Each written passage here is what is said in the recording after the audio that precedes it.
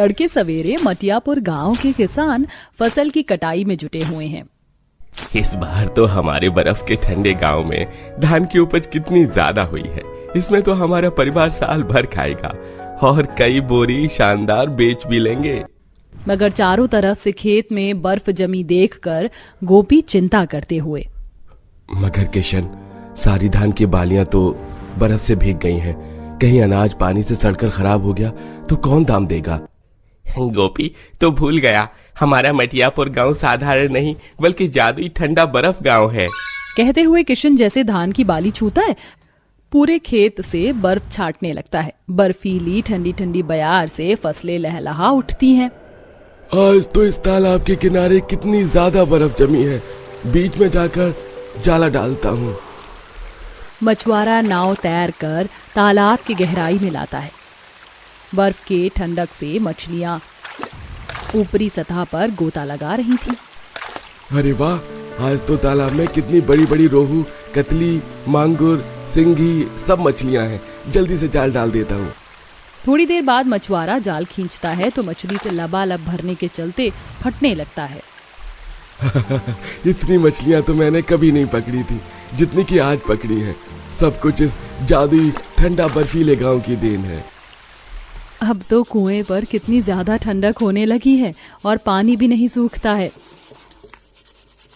सच में जब से हमारा गांव जादुई बर्फ का ठंडा गांव हुआ है, बड़ा सुख चैन है।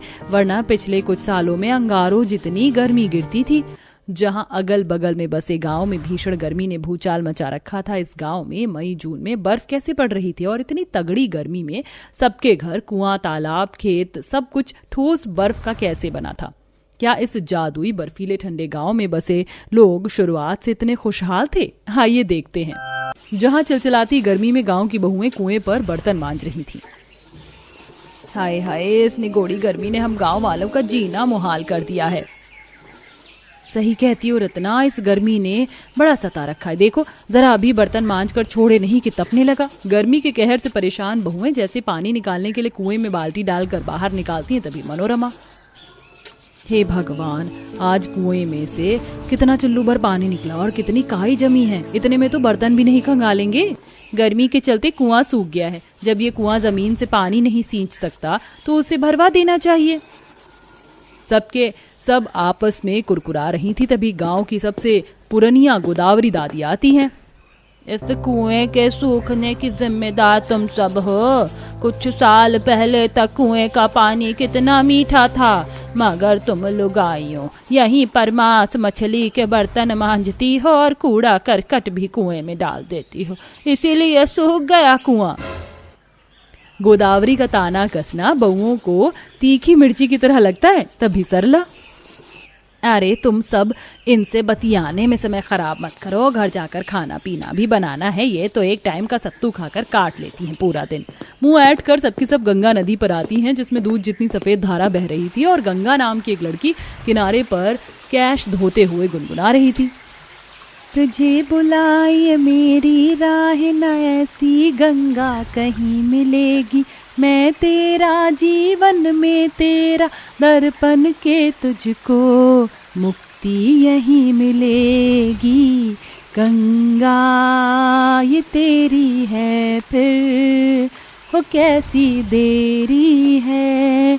आ जा रे अब आ भी जा, हो आ भी जा।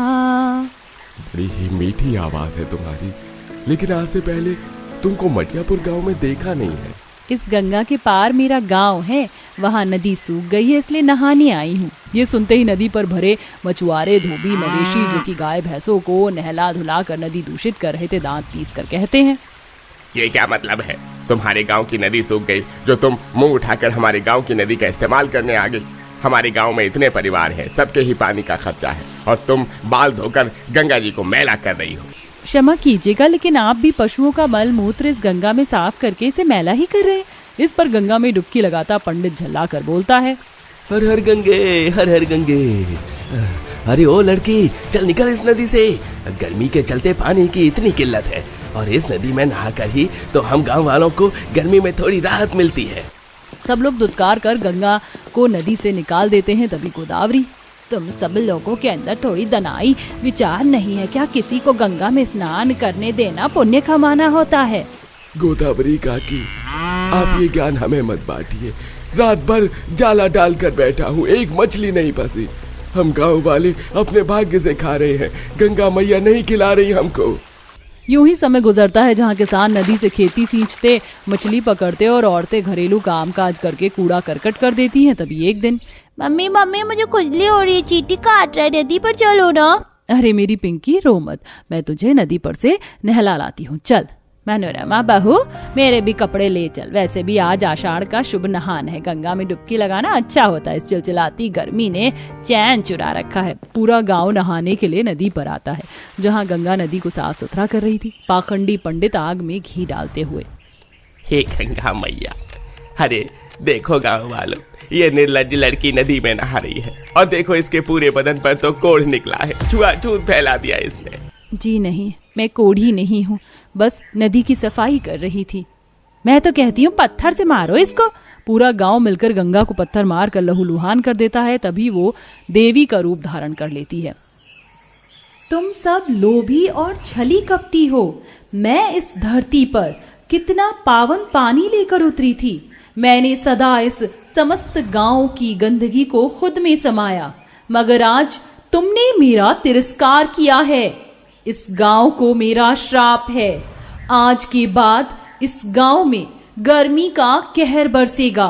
तुम मिट्टी में पसीना बहाओगी, लेकिन धरती तुम्हें उपज नहीं देगी। तुम और तुम्हारे बाल बच्चे, तुम्हारा घराना एक बूंद जल के लिए तरसोगे। देवी गंगा के श्राप के चलते मटियापुर गांव में सूखा पड़ जाता है। सबके घर उजड़ जाते हैं, बंजर पड़कर धरती फट जाती है। पूरा गांव गर्मी से त्राही त्राही करता है। पानी पानी, माँ मुझे पानी पिला दो, नहीं तो मैं मर जाऊंगा। राजू को छटपटाते देखकर रत्ना छाती पीट कर रोने लगती है। किशन जी कुछ कीजिए, नहीं तो मेरा राजू मर जाएगा। मैं कुछ करता हूँ। किशन धरती खोदता है, मगर पानी नहीं मिलता। धरती के अंदर भी एक बूंद पानी नहीं है। ये गर्मी का कहर हमें खा जाएगा। हमारे गांव से गंगा और समस्त देवी देवता रूठ गए हैं। अपने पापों से मन फिराओ और तौबा करो। हम सब मर मिट नहीं गए, ये गंगा मैया की करुणा है। पूरा गांव नदी किनारे आता है, जिसका पानी श्राप के असर से काला गटर जैसा था। सब मिलकर उसे साफ करके कई दिनों तक विलाप करते हैं। तभी देवी गंगा जैसे ही नदी के बीचों बीच प्रकट होती है, नदी का पानी स्वच्छ शुद्ध होकर किसी हीरे की तरह चमक उठता है। तुम सबने अपने पाप मान लिए, इसीलिए मैं तुम्हें क्षमा करती हूँ। मांगो, क्या चाहिए तुम्हें?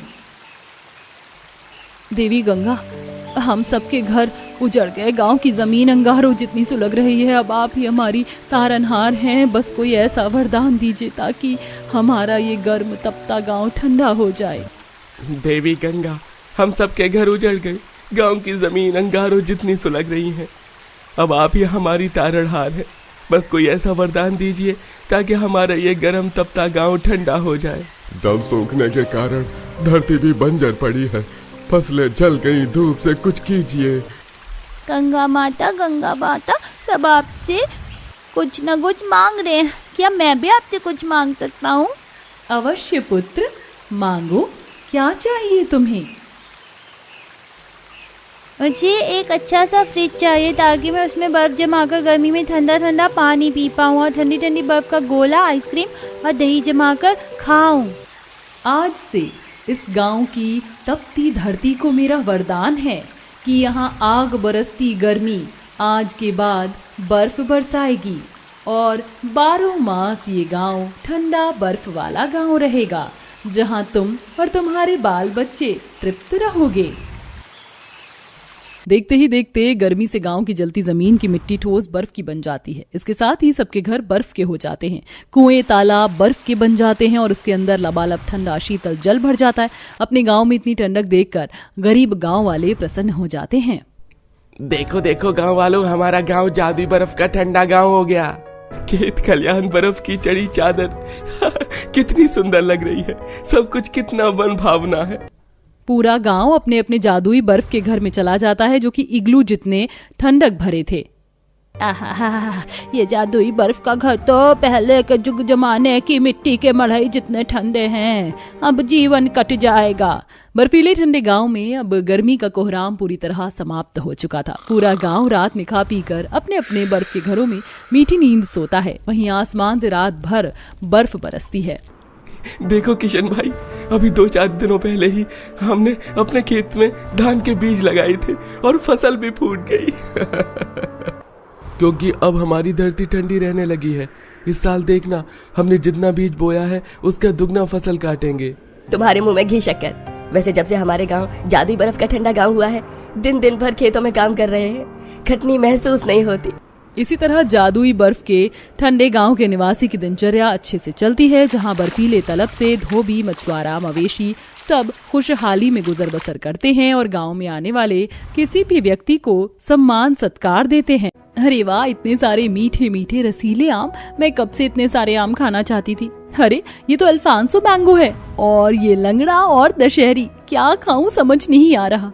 हाँ, तीनों एक साथ उठाकर खाती हूँ। सौम्या तीनों तरह के आम को उठाकर खाती है। उसका रस टपक कर कपड़ों पर गिर जाता है। तभी उसकी माँ उसे कच्चा बैंगन तोरई खाता देख बोलती है, सौम्या सौम्या, तू ये क्या कर रही है? सौम्या, होश में आ, खुली आंखों से आम के सपने देखना बंद कर। आहा भाई, आम बहुत अच्छा है, बहुत अच्छा है। तभी सुमन उसके हाथ से बैंगन तोरई हाथ मार के गिरा देती है, जिससे सौम्या होश में आ जाती है। अरे माँ, ये क्या किया आपने? मैं इतना टेस्टी आम खा रही थी, गिरा क्यों दिया? गधेड़ी, खुली आंखों से सपने देखना बंद कर। वो देख, तू बैंगन तोरई एक साथ खा रही थी, वो भी कच्चा। ये आम नहीं है। क्या? मैं सच में ये खा रही थी। मैं आम के पीछे बहुत दीवानी हो गई हूँ माँ। मेरा इस गर्मियों के मौसम में आम खाने का बहुत मन है, लेकिन आम इतना महंगा है कि हम जैसे गरीब लोग खरीद ही नहीं सकते। आम का जूस भी 50 रुपए का आता है। माफ कर दे मेरी बच्ची, तेरी माँ अकेले तेरा ध्यान भी नहीं रख पा रही है। तेरी गरीब माँ तुझे आम भी नहीं खिला पा रही, लेकिन तू देखना, मैं तेरी ऐसी जगह शादी करूंगी जहाँ सिर्फ आम के बगीचे ही बगीचे होंगे। तू दिन रात आम खाएगी, तेरा यह आम खाने का सपना पूरा हो जाएगा। ऐसा जरूर होगा ना? हाँ मेरी बच्ची। सुमन ये कहती है। इतने में झोला लिए पंडित जी पहुँचते हैं। राम राम सुमन बहन, तुम्हारी बेटी के लिए एक अमीर घर का रिश्ता लाया हूँ। उन लोगों का आम के बगीचे का बहुत बड़ा बिजनेस है। तुम हाँ करो तो बात आगे बढ़ाएं। ये देखो लड़का। अरे वाह, लड़का तो हीरा है, हीरा। और उसका आम का बगीचा भी है। लगता है अभी अभी मेरी जुबान पर सरस्वती माता बैठी थी। हमने कहा नहीं कि उन्होंने तेरे लिए रिश्ता भेज दिया। पंडित जी, आप बहुत अच्छे समय पर आए हैं, हमें ये रिश्ता मंजूर है। ये सुन पंडित वहाँ से जाकर अमीर घर में रिश्ते की जुड़ने की बात बता देता है। वहीं सौम्या भी बहुत खुश होती है। फाइनली माँ, मुझे एक ऐसा ससुराल मिल गया जहाँ मैं ढेर सारे आम खा सकती हूँ। वहाँ आम की कोई कमी नहीं है। हमारी गरीबी के चलते हम गर्मियों में सस्ते आम भी नहीं खा पाते थे, और अब देखो, अब तो मेरी बच्ची आम के बगीचे में राज करेगी और ढेर सारे आम खाएगी। कुछ ही हफ्तों में सौम्या की धनुष से धूमधाम से शादी हो जाती है और ससुराल वाले खुशी से उसका स्वागत करते हैं। तभी 2 नौकर आम की पेटी लाकर वहाँ रखते हैं। आम की खुशबू सूंघ बहू हाथ में आम उठा लेती है। अरे वाह, इतने सारे आम तो मैंने अपनी जिंदगी में पहली बार देखे, और इनकी खुशबू कितनी अच्छी है। माँ जी, क्या ये खास आम की पेटी मेरे लिए आई है? मेरा तो मन कर रहा है अभी खाना शुरू कर दूं। नहीं नहीं बहू, ऐसा कुछ भी मत करना। ये तुम्हारे लिए आम नहीं आए हैं, ये हमें किसी को सालगिरह के तोहफे के रूप में देने हैं, इसे वापस रख दो। भाभी, शायद आप गरीब घर से आई हो, इसीलिए पहली बार इतने सारे आम देख रही हो। मैं तो बचपन से ही आम के बगीचे में बड़ी हुई हूँ, मेरे लिए कोई बड़ी बात नहीं है। वंशिका, ऐसे नहीं बोलते। अरे पापा, मैं तो बस यूं ही। बहू, गर्मी बहुत है, तुम थक गई होगी, जाओ आराम कर लो। तब सब अपने अपने कमरे में चले जाते हैं। अगले दिन बहू की पहली रसोई होती है। तब सास उसे बड़े से आम के बगीचे में ले जाती है, जहाँ हर पेड़ पर अलग अलग तरह के आम लगे हुए थे, तो कुछ कच्चे भी थे। माँ जी, हमारा आम का बगीचा तो बहुत बड़ा है। बहू, तो सोच भी नहीं सकती है ये जगह कितनी बड़ी है। यहाँ 101 आम के पेड़ हैं, तो सोच जमीन कितनी बड़ी होगी, और हमारा बिजनेस। खैर, यहाँ से कुछ आम तोड़ ले, जिसकी आज तू पहली रसोई बनाएगी। ऐसा कर, खट्टी मीठी आम की लौंजी बना दे, और मैंगो शेक, मैंगो आइसक्रीम, और बाकी का नॉर्मल खाना। जी माँ जी। सौम्या आम तोड़ने जाती है कि घर के नौकर जाकर उसे कुछ कच्चे और पक्के आम तोड़कर दे देते हैं, जिससे सौम्या खुशी खुशी मैंगो आइसक्रीम, लौंजी और शेक बनाने के साथ पराठे बना देती है, जिसे सब खाते ही खुश हो जाते हैं। अरे वाह बहू, आम के सीजन में आम की लौंजी के साथ पराठे खाने में बहुत मजा आता है। ये मेरी माँ बचपन में बनाकर मुझे खिलाया करती थी। मुझे तो और चाहिए, जरा तू और दे दे। और बहू मुझे भी दे। मेरा भी ये सब खाने का मन है। जल्दी से ये सब लोग खाना खा ले, उसके बाद मैं आम वाली चीज खाऊंगी। जी माँ जी, लीजिए। भाभी, मेरा 2 ग्लास के मैंगो शेक से कुछ हुआ नहीं, 2 ग्लास और दे दो ना। और सौम्या, वो सारी आइसक्रीम मुझे दे दो। जानता हूँ तुमने अभी खाई नहीं होगी, पर तुम बाद में खा लेना, मुझे ऑफिस भी जाना है। जी कोई बात नहीं, यहाँ आम की कमी थोड़ी है, मैं बाद में खा लूंगी। पहले आप सब खा लीजिए और ये लो वंशिका, जूस पी लो। पराठे रखे हैं, मैं मिर्च के अचार से खा लेती हूँ। अरे बहू, अचार से याद आया, हमारे घर में आम का अचार तो बना नहीं है, अब तू आ गई है तो बना दे। जी माँ जी। बेचारी आम की दीवानी सौम्या के लिए घर में आम से जुड़ा कुछ भी खाने के लिए नहीं बचता और मजबूरन मिर्च पराठा खाकर वो काम चलाती है। फिर कच्चे आम काट काट कर इसका मसाला तैयार कर आम का अचार बनाकर धूप में डिब्बे में डालकर छोड़ देती है। अगले दिन सास, बहू देखो, और आम की पेटी आई है, ऐसा कर ज्यादा तादाद में आज आम से जुड़ी 2-4 चीज बना ले। जी माँ जी, मैं सबके लिए मैंगो मस्तानी, मैंगो जूस, मैंगो चटनी और मुरब्बा बना लेती हूँ। अरे वाह, सुनते ही मेरे मुंह में पानी आ गया। बहुत जल्दी बना ले अब तो। सौम्या रसोई में जाकर पूरे आम की पेटी के आम छीलकर एक पतीले में मैंगो मस्तानी बनाती है और दूसरे में मैंगो जूस और बाकी की चीज भी तैयार कर देती है। ये सब बनाते बनाते उसे रसोई में पसीने आ गए थे। वो थोड़ा सा चख लेती है। वाह, ये सब मैंने कितना टेस्टी बनाया है, आज तो ज्यादा भी बना, आज मैं खा लूंगी। कुछ देर बाद सास ससुर के रिश्तेदार आ जाते हैं, जिसके बाद सौम्या के लिए आम की कुछ भी खाने की चीज नहीं बचती। अब ससुराल वाले और बाकी के लोग खा जाते हैं। ऐसे ही दिन गुजरते हैं और ससुराल वाले अपनी पसंद के अलग अलग वैरायटी आम की बनवाकर खुद खा जाते हैं, लेकिन सौम्या को कुछ नहीं मिलता। इसी बीच सुमन उससे मिलने ससुराल पहुंचती है, जहां डाइनिंग टेबल पर बैठकर सब मैंगो आइसक्रीम खा रहे थे। भाभी, आइसक्रीम बहुत टेस्टी बनी है, एक बार और दे दो। हाँ हाँ, ये लो ना। तभी वंशिका के हाथ से आइसक्रीम की कटोरी गिर जाती है। ओह नो, ये मुझसे क्या हो गया, अभी मुझे और खाना था। भाभी, अपनी वाली आइसक्रीम दे दो ना, आप और बना लेना। लेकिन वंशिका, ये मेरा हिस्सा है और अब आइसक्रीम बनने में 3-4 घंटे लगेंगे, ये मैं खा लेती हूँ, तुम तो खा चुकी हो ना। बहू, तू जिद क्यों कर रही है, दे दे उसको। जी माँ जी, ये लो वंशिका। माँ, आप कब आई? सौम्या भागी भागी अपनी माँ के गले लग जाती है। अनुराधा उसके आंसू पोंछती है। क्या बात है, तेरी आंखों में आंसू? वो माँ, आपको इतने टाइम बाद देखा तो आंसू रोक ही नहीं पाई। अरे समधन जी, आइए आइए आइए, बैठिए। जाओ बहू, अपनी माँ को भी अपने हाथ का बनाकर कुछ खिला दो। ऐसा करो, आम रस बनाकर दे दो। बहू ससुर की बात सुनकर रसोई में आमरस बनाकर सबको और अपनी माँ को देती है। इसी बीच भी वह आमरस पीने की कोशिश करती है कि पड़ोसन आ जाती है। और ये अनुराधा अकेले अकेले सबके साथ आमरस पी रही है, मुझे नहीं देगी? अरे बहू, और आमरस रखा है क्या? मुझे ये बहुत अच्छा लगा। नहीं माँ जी, ये लास्ट कटोरी है। कोई बात नहीं, तू बाद में पी लेना, ये इनको दे दे। ठीक है माँ जी। आंटी जी, ये लीजिए। पड़ोसन आमरस पीती है। सौम्या आंसू छुपाने कमरे में जाती है कि गरीब माँ अपनी बेटी के आंसू देख बर्तन रखने के बहाने कमरे में पहुंच जाती है। सौम्या देख, यहाँ कोई नहीं है, सच बता, तू अपने ससुराल में खुश नहीं है क्या? मैंने तो तुझे आम के ससुराल इसलिए भेजा ताकि तू खुश रहे यहाँ पर, लेकिन तू दुखी है। मैंने सोचा यहाँ तू बहुत सारे आम खा रही होगी। नहीं माँ, ऐसा कुछ नहीं है। मैं जब से यहाँ आई हूँ मुझे आम का एक कतरा खाने को नहीं मिला। मैंने 50 चीज बना दी होंगी, कभी खुद खा जाते, कभी गिरा देते, कभी पड़ोसी रिश्तेदार को दे देते, लेकिन मुझे नहीं। क्या ये लोग तेरे साथ ऐसा कर रहे हैं? बस बहुत हो गया, अब तू यहाँ नहीं रहेगी। लगता है मैंने गलती कर दी तुझे ऐसे ससुराल भेजकर। सोचा था खुश रहेगी, लेकिन नहीं, तू तो दुखी है। तभी सुमन सौम्या का सामान पैक करवा कर उसे ले जा रही होती है तो घर वाले पूछते। फिर सुमन ससुराल वालों को खरी खोटी सुनाती है। अरे मैंने कितने अरमान से अपनी बेटी को इस घर भेजा था कि वो खुश रहेगी, लेकिन आपको तो उसकी खुशी क्या, उसके खाने पीने तक का होश नहीं है। बस अब मैं जा रही हूँ अपनी बेटी को लेकर। सुमन जी, हमें माफ कर दीजिए, हमें ये एहसास ही नहीं हुआ कि हम अपने आम खाने की खुशी में बहू को ही भूल गए। देखिए, भले ही आप माफी मांग लो, लेकिन मेरी बेटी का दिल दुखा है और उसे मैं कुछ दिन अपने पास रखना चाहती हूँ। चल सौम्या। सुमन अपनी बेटी को अपने घर ले जाती है। मायके में सौम्या का मन नहीं लगता। हफ्ता गुजर जाता। वहीं ससुराल वालों को भी सौम्या के ना होने से अकल आ जाती है। माँ, अब उसके ना होने से पता चल रहा है कि वो हमारा यहाँ कितना ख्याल रखती थी। आम की कितनी सारी चीज बनाकर देती थी। चलिए हम उसे लेने चलते हैं। हाँ बेटा चल। अनुराधा और धनुष आम की 5-6 पेटी लेकर सौम्या के मायके पहुंच जाते हैं और उससे माफी मांगते हैं। माँ जी, हमें सौम्या की कमी का एहसास हो रहा है। आगे से ऐसी गुस्ताखी हम कभी नहीं करेंगे। प्लीज उसे भेज दीजिए और तोहफे में आपके लिए ये है। ठीक है दामाद जी, इसी शब्द के ऊपर मैं अपनी बेटी को आपके पास भेज रही हूँ। जा सौम्या। तब सौम्या अपने सास और पति के साथ वापस आम के ससुराल पहुंच जाती है, जहां वह ढेर सारी आम की बनी हुई चीज ससुराल वालों के हाथ से खाती है और खुशी खुशी रहने लगती है।